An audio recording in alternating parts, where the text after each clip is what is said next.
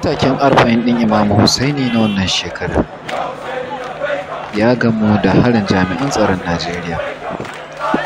Tattakin ya fara gudana ne tun da misalin ƙarfe 11 safe na ranar Lahadin yau 25 ga watan Agustan shekarar 2024.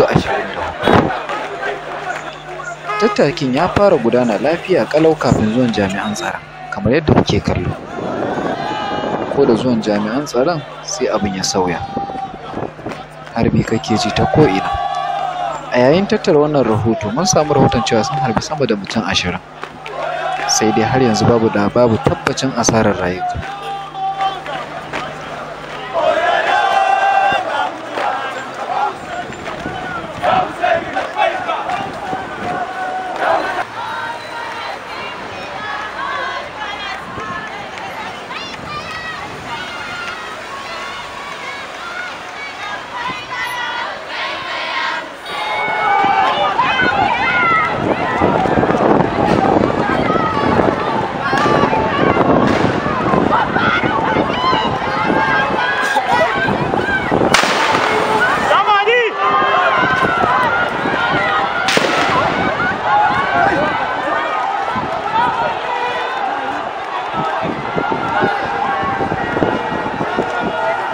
Mu danna za su gudu fa.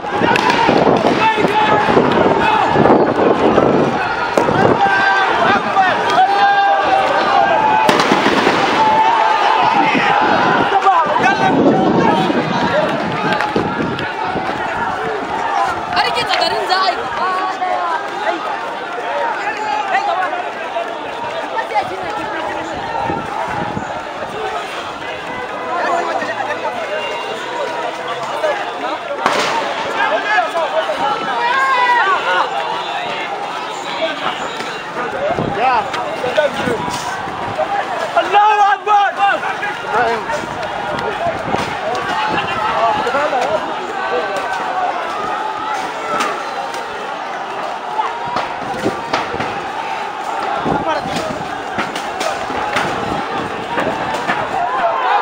Kamar da kuke gani bayan kora jami'an tsaro sun ci gaba da harbi daga cikin ciyayi, amma dai zuwa yanzu tattaki ya ci gaba a gaba.